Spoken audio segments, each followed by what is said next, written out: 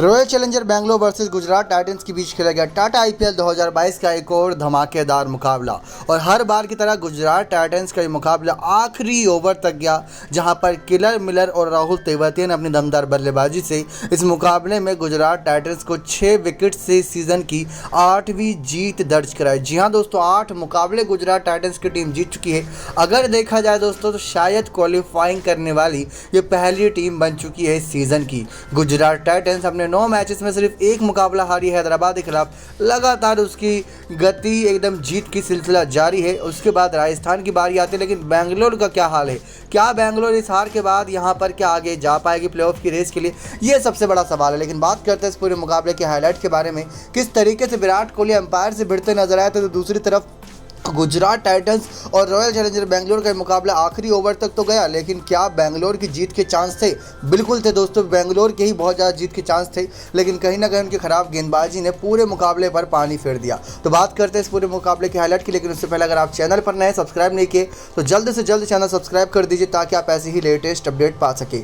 तो आज का महामुकाबला दोस्तों खेला गया ब्रैडबर्न क्रिकेट के शानदार मैदान पर देखने को मिला ये धमाकेदार मुकाबला, जहां पर रॉयल चैलेंजर बेंगलोर के कप्तान फैफ डू प्लेसिस ने टॉस जीतकर पहले बल्लेबाजी करने का फैसला किया। इसी के साथ साथ अपनी प्लेइंग 11 की अनाउंसमेंट करी, जहां पर एक नया डेब्यूट हुआ आज रॉयल चैलेंजर बेंगलोर की टीम में Mahipal Lomror, Faf du Plessis, Virat Kohli, Rajat Patidar, Glenn Maxwell, Dinesh Karthik, Shahbaz Ahmed, Mahipal Lomror, Wanindu Hasaranga, Harshal Patel, Mohammed Siraj, Josh Hazlewood देखने को मिले। तो गुजरात टाइटंस की प्लेइंग 11 में शुभमन गिल, वृद्धिमान शाह, साई सुदर्शन, हार्दिक पांड्या, डेविड मिलर, राहुल तेवतिया, राशिद खान, प्रदीप सांगवान, ये एक नया डेब्यूट हुआ गुजरात की तरफ से। साथ ही साथ अल्जारी जोसेफ, लौकी फर्ग्यूसन, मोहम्मद शमी, यानी कि गुजरात ने 2 बदलाव कर रखे थे, जहां अभिनव मनोहर और यश दयाल की जगह पर साई सुदर्शन और प्रदीप सांगवान को आज मुकाबले में मौका दिया था। अब आरसीबी की टीम पहले बल्लेबाजी करने उतरी, जहां पर हम सभी ने देखा कि रॉयल चैलेंजर बेंगलोर की टीम ने एक ऐसा डिसीजन लिया जो कि इस सीज़न का कह सकते हैं ऐसी दूसरी टीम बनी जिसने ये अपना दूसरा डिसीजन पहले बल्लेबाजी करने का लिया है। अब रॉयल चैलेंजर बेंगलोर की तरफ से पहले बल्लेबाजी करते हुए यहाँ पर विराट कोहली और उनके साथी बल्लेबाज फैफ डू प्लेसिस उतरे। फैफ डू प्लेसिस ने ज़्यादा कुछ खास कमाल किया नहीं, चौथी ही गेंद पर वो आउट हो गए। विराट कोहली दूसरे छोर से आग उगल रहे थे।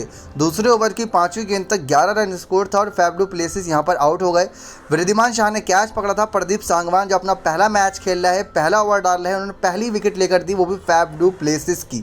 इसके बाद विराट कोहली और रजत पाटीदार ने अपने मुकाबले में बल्लेबाजी के दम पर काफ़ी सुर्खियाँ बटोरी। दोनों बल्लेबाजों के बीच 99 रनों की बेहतरीन पार्टनरशिप हुई, जहाँ पर हम सभी ने देखा किस तरीके से विराट कोहली के बल्ले से भी आज रन आ रहे थे। लेकिन एक दिक्कत वाली बात यह थी कि इनके बल्ले से रन बहुत धीमे धीमे आ रहे थे, मतलब इतनी तेज गति से नहीं आ रहे थे जिसके लिए जाने जाते हैं विराट कोहली। यही एक अपने आप में बहुत बड़ी दिक्कत की बात रही। लेकिन फिर उसके बाद हमें देखने को मिला कि विराट कोहली का साथ जो रजत पाटीदार दे रहे थे, उन्होंने पूरी बखूबी पूरे दमखम के साथ यहाँ पर अपना बल्ले से कमाल दिखाया। रजत पाटीदार ने आज के मुकाबले में 32 गेंदों में 52 रन की धमाकेदार पारी खेली, जहां पर 5 चौके और 2 छक्के शामिल थे। जी हाँ दोस्तों, रजत पाटीदार की विकेट ली थी प्रदीप सांगवान ने, दूसरा विकेट गिरा था जब तो टीम बेंगलोर का स्कोर जहां दूसरे ओवर की 5वीं गेंद तक 11 रन था, उसके बाद 15वें ओवर की पहली गेंद तक 110 रन था। रजत पाटीदार के रूप में दूसरा विकेट गिरा। उसके बाद ग्लेन मैक्सवेल आए। ग्लेन मैक्सवेल ने आते ही चौका छक्का बरसाया, लेकिन 17वें ओवर की चौथी गेंद पर विराट कोहली हो जाते हैं आउट। विराट कोहली का जब विकेट गिरता है तो 53 गेंदों में 58 रन विराट कोहली बनाते हैं, 6 चौके 1 छक्के की मदद से। शमी इनका विकेट चटकाते हैं, लेकिन शमी जब विकेट चटकाते हैं तो एक ऐसा गेस्चर भी देखने को मिलता है शमी की तरफ से जो सभी का दिल जीत लेता है। शमी विराट कोहली के कंधे पर हाथ रख के उनको दिलासा देते नजर आते हैं कि किस तरीके से विराट निराश ना हो, अभी आपका समय नहीं, लेकिन हम जानते हैं कि आप किंग कोहली हो।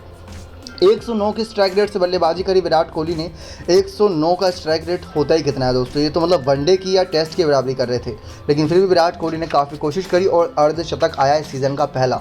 ग्लेन मैक्सवेल ने 18 गेंदों में 33 रन, 3 चौके 2 छक्के की मदद से मारे, जिसके दम पर मिडिल ओवर में काफ़ी तेज गति से रन बने। और लास्ट में महिपाल लोमरोर जो अपना डेब्यूट करे, बीच में दिनेश कार्तिक 3 गेंदों में 2 रन बनाकर आउट हो गए थे। शहबाज अहमद 2 गेंदों पर 2 रन बनाकर खड़े थे नाबाद। लेकिन महिपाल लोमरोर ने एक शॉट ऐसा मारा था जो जाके जो स्पाइडर कैम होता है उसकी रस्सी पर गेंद लग के वो गेंद डेड दे दी गई थी। उसके बाद महिपाल लोमरोर ने अपनी पारी को आगे जारी रखते हुए 8 गेंदों में 16 रन की पारी खेली, 2 चौके 1 छक्के की मदद से। इस बीच उनका 200 का स्ट्राइक रेट रहा। आखिरी गेंद पर उनका विकेट गिर गया था कैच के रूप में। लेकिन इस बीच प्रदीप सांगवान ने 4 ओवर के स्पेल में 19 रन देते हुए 2 विकेट चटकाए, तो शमी, अलजारी जोसेफ, राशिद खान और लॉकी फर्ग्यूसन ने एक एक विकेट चटकाया। इस तरीके से पहले बल्लेबाजी करते हुए रॉयल चैलेंजर बैंगलोर की टीम की तरफ से 170 रन 6 विकेट के नुकसान पर बना दिया गया। 170 का बड़ा टोटल दिन वाले मुकाबले में, वैसे तो ये टोटल छोटा था क्योंकि पिछला जो गुजरात टाइटंस चेज कराई थी वो 196 का था, ये तो फिर भी इसमें कम से कम 20-25 रन की कमी थी।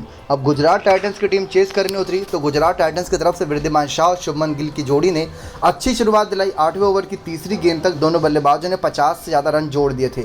51 रन की पार्टनरशिप पहले विकेट के लिए हुई, जहाँ पर वृद्धिमान शाह ने 22 गेंदों में 29 रन, 4 चौके और 131 के स्ट्राइक रेट से मारे थे। वारिंदु हसरंगा ने पहला विकेट चटकाया, रजत पाटीदार ने कैच पकड़ा था, लेकिन उसके बाद शुभमन गिल अपनी पारी को जारी रखे साई सुदर्शन के साथ, जहाँ 51 रन पर पहला विकेट गिरा था, तो दूसरा विकेट आता है 68 रन पर, यानी कि 68 रन पर 9वें ओवर की 5वीं गेंद पर शुभमन गिल के रूप में दूसरा विकेट गिरता है। शुभमन गिल अपनी इस पारी के दौरान 28 गेंदों में 31 रन बनाते हैं, 3 चौके 1 छक्के की मदद से 110 का इस बीच उनका स्ट्राइक रेट रहता है। शहबाज अहमद उनका विकेट चटकाते हैं एलबीडब्ल्यू के रूप में। शहबाज अहमद आरसीबी के लिए एक ऐसे खिलाड़ी हैं जो बल्ले से भी कमाल दिखाते हैं, गेंद से भी। तो आज शुभमन गिल और हार्दिक पांड्या के रूप में 2 बड़े इंपॉर्टेंट विकेट चटकाए शहबाज अहमद ने, लेकिन शुभमन गिल के एक विकेट को लेकर मतलब काफ़ी बवाल मचा था, जो कि एक जल्दी यहाँ पर ग्लव्स में कैच गैदर कर ली थी अनुज रावत ने, उसको लेकर विराट कोहली एम्पायर से भिड़ते नजर आए थे। वो नज़ारा ही अपने आप में बड़ा ही कमाल का था, लेकिन उसके बाद नो बॉल दी गई, फिर नो बॉल दी गई तो उस पर शुभमन गिल ने छक्का ही मारा, लेकिन छक्का मारने के बाद फिर उसी के बाद हम देखते हैं शुभमन गिल उसी ओवर में आउट भी हो जाते हैं। तो वो अपने आप में बहुत पेचीदा और कह सकते हैं ड्रामेटिकल ड्रामा था मैदान पर, लेकिन विराट कोहली का गुस्सा उस समय 7वें आसमान पर पहुंच चुका था एम्पायर को लेकर, और एम्पायरिंग खराब हुई थी इस वजह से। लेकिन थर्ड एम्पायर से भी चेक कराया गया था, जो कि साफ कैमरे में दिख रहा था। लेकिन शुभमन गिल 28 गेंदों में 31 रन बना पाए, 3 चौके 1 छक्के की मदद से। शहबाज अहमद ने उन्हें एलबीडब्ल्यू कर दिया था।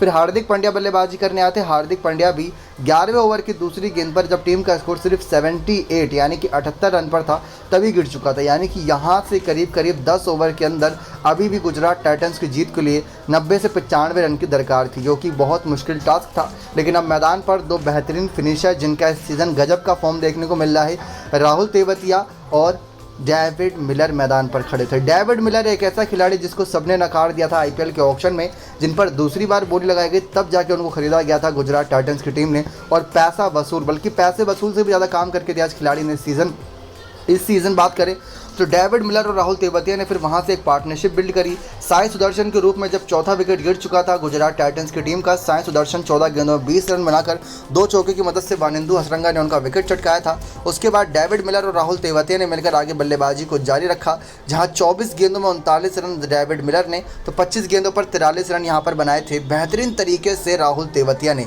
राहुल तेवतिया मतलब कोई कह ही नहीं सकता कि एक ऐसा बल्लेबाज है जिससे उम्मीद नहीं की जा सकती, लेकिन ये पूरा उम्मीदों पर खरा उतरा दोस्तों बल्लेबाज इस सीज़न। अपने बल्ले से भी कमाल दिखाया सीज़न इस खिलाड़ी ने, और 79 रनों की पार्टनरशिप हुई गुजरात टाइटंस के इन 2 खतरनाक खिलाड़ियों के बीच, बहुत ही कम ओवर के बीच। मतलब दोनों का स्ट्राइक रेट 150 के प्लस था। 24 गेंदों में 39 यानी 24 बॉल में 39 रन आए डेविड मिलर के बल्ले से, 4 चौके 1 छक्के की मदद से। तो राहुल तेवतिया ने 25 बॉल में 43 रन मारे, 5 चौके 2 छक्के की मदद से। लास्ट 3 ओवर में काफ़ी मुश्किल टास्क हुआ था गुजरात टाइटंस के लिए, लेकिन इन दोनों के लिए बाएं हाथ का खेल है, सीजन पहले भी कमाल दिखा चुके हैं। आखिरी ओवर तक मैच गया था, 7 रन की दरकार थी, लेकिन आसानी से वो मुकाबला जीत लिया था। गुजरात टाइटंस की टीम ने 6 विकेट से 174 रन बनाकर 4 विकेट के नुकसान पर 2-2 विकेट शहबाज अहमद और वानिंदु हसरंगा ने चटकाए। इस मुकाबले के बाद ऑरेंज कैप, पर्पल कैप और पॉइंट्स टेबल का क्या हाल है वो भी जान लेते हैं। तो रॉयल चैलेंजर बैंगलोर के 10 मैच हो चुके हैं। इस मुकाबले में हार के बाद उनका नेट रन रेट भी काफ़ी गिरा है, क्योंकि 6 विकेट से यहाँ पर गुजरात टाइटंस की टीम जीती है, वो भी 3 गेंद पहले, तो काफ़ी असर पड़ता है। 10 मैचेस में 5 मैच जीते हैं, 5 हारे हैं, नेट रन रेट माइनस में, और 5वें नंबर पर है बैंगलोर की टीम। तो वहीं दूसरी तरफ गुजरात टाइटंस 9 में से 8 मैच जीती है, 1 हारी है, 16 पॉइंट्स हो चुके हैं, उतने काफ़ी रहते हैं प्लेऑफ तक जाने के लिए। इस बार 10 टीमों का आईपीएल है, तो देखना होगा कि आगे क्या होता है क्या नहीं। तो ये पहले पर है, दूसरे पर राजस्थान, तीसरे पर लखनऊ, चौथे पर हैदराबाद, 5वें पर बैंगलोर, 6ठे पर दिल्ली, 7वें पर पंजाब, 8वें पर कोलकाता, 9वें पर चेन्नई, 10वें पर मुंबई इंडियंस की टीम है। अब इसके बाद चले पर्पल कैप ऑरेंज कैप की लिस्ट तक। तो इस समय ऑरेंज कैप तो दोस्तों जोस बटलर के सर पर है 499 रन के साथ, जहां पर उन्होंने अभी तक 499 500 रन के लिए यहां पर आराम से कंप्लीट हो जाएगा, क्योंकि अगला मुकाबला मुंबई के साथ होनी गई है। केएल राहुल दूसरे नंबर पर है। हार्दिक पांड्या 8 मैचों में 308 रन के साथ वो तीसरे नंबर पर है इस लिस्ट में, लेकिन अब इसमें अपडेट भी होगा क्योंकि केएल राहुल की टीम यहाँ पर बेहतरीन करी है सीज़न। शिखर धवन 9 मैचों में 307 रन के साथ चौथे पर है। श्रेयस अय्यर 9 मैचों में 290 रन के साथ पाँचवें पर है। इसी के साथ आपको बताएं तो 7वें नंबर पर फैफ डू प्लेसिस है जिन्होंने 10 मैचों में 278 रन मारे हैं। विराट कोहली का इस सीज़न इस लिस्ट में नाम नहीं है।